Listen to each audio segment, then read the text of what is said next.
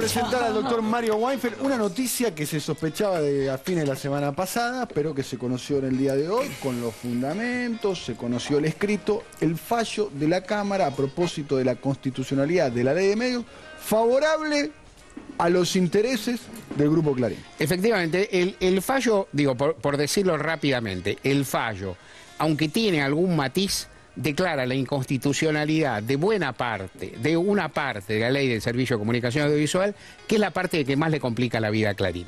También, simplificando, es cierto que reconoce el fallo la constitucionalidad de una serie de normas, de una serie de aspectos de la ley del Servicio de Comunicación Audiovisual, inclusive el principio general. O sea, el Estado tiene derecho a regular eso, tiene derecho a pedir adecuaciones, y de hecho, ese derecho se reconoce en todo lo que concierne a radio y televisión.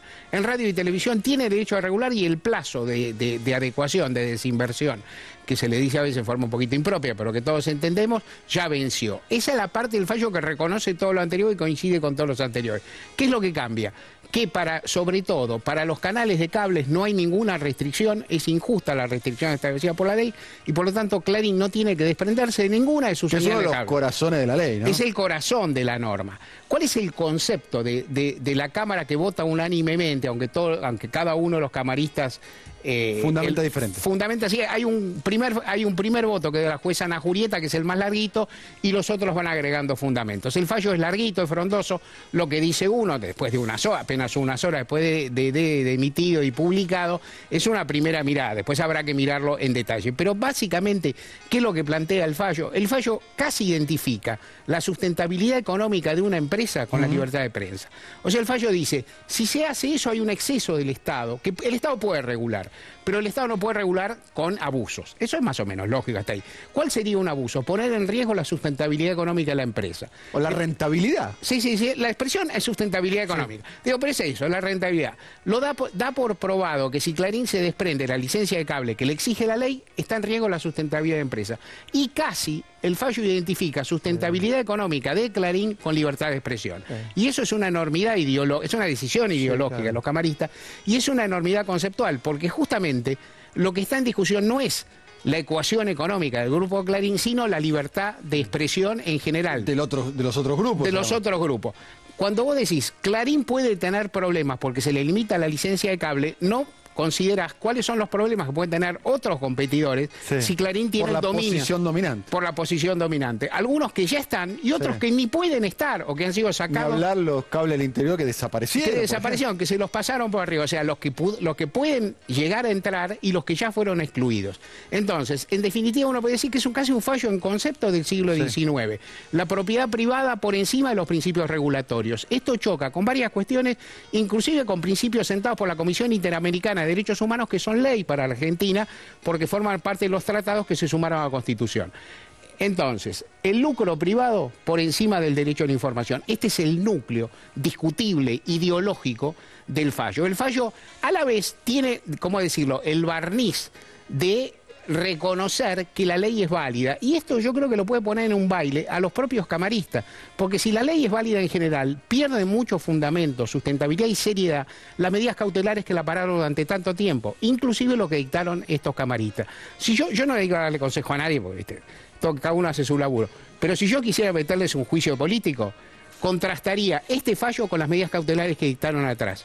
Y si yo fuera senador del oficialismo, diría: cuando se discutan las medidas cautelares contra grandes grupos, mañana, cuando estén discutiendo, miren lo que pasa con las medidas cautelares que piden los grandes grupos. Son un medio de parar una ley que han reconocido lícita en concepto todos los tribunales de Argentina. Claro, para ganar tiempo, que fue la estrategia, ¿no? Para ganar tiempo. Clarín, ¿a qué jugó? Siempre jugó. Primero, a que la ley no salía en 2009 porque el gobierno iba a perder las elecciones, cosa que en parte se corroboró, en la parte menos relevante para ello.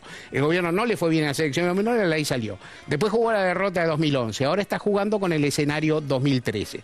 Insisto, el principio, la empresa, la idea de una empresa, identificar por otra parte el potencial de una empresa con la libertad de expresión.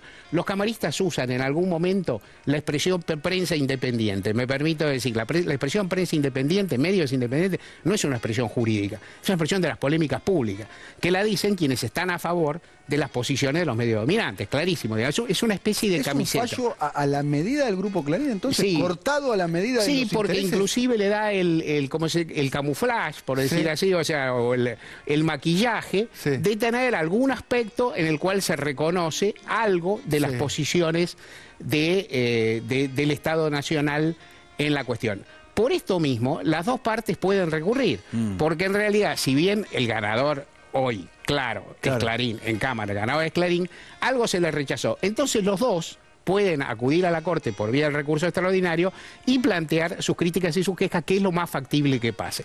¿Qué puede pasar? ¿Qué va a ocurrir entonces? Que va a pasar un rato. Yo le echo a la cuenta no menos de 20 días hábiles, un mes más o menos. Hasta que llegue a la Corte. Hasta que termine de llegar a la Corte, hasta que llegue sustanciado, digamos, hasta que lleguen los recursos, sus recursos y las contestaciones. Va a haber, pero sí, el Estado desde ya y Clarín casi seguro van a recurrir los dos tienen que contestar, eso llega a mediados de mayo. Por la información que uno dispone, la Corte está dispuesta a tratarlo rápido y a resolverlo, digamos, término redondo, a principio del invierno, digamos, en el invierno empieza el 21 de junio, por ahí, más o menos. ¿Antes o después de la feria, por ahí? Y antes, eso tendría que ser antes de la feria. La Corte no se... la Corte no tiene plazos, ¿no? La Corte nunca tiene plazos. Como los gobiernos militares solo tienen objetivo. Pero digo, con todo respeto por todos, menos por los gobiernos militares. Pero seguramente van a resolver pronto. Hay mucho aroma a un fallo muy parejo, o sea, una mayoría un empate, de 4. ¿no? Hay un empate. Empate no puede haber. No, empate no, pero un... El 4-3. Claro. Un 4-3. A Ricardo Lorenzetti, el presidente de la Corte, le gustan las mayorías amplias. Esta vez no la va a conseguir, todo lo indica.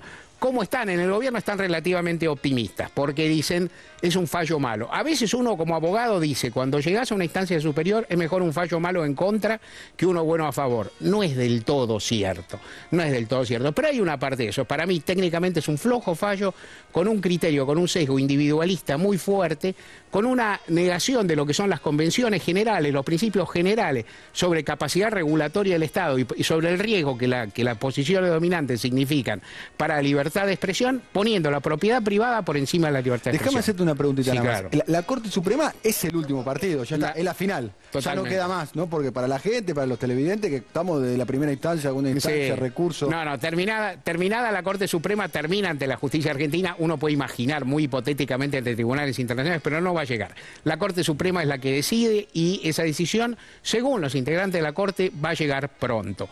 Como decís vos, la Corte tiene potestades para diferirlo. Creo que no lo va a hacer.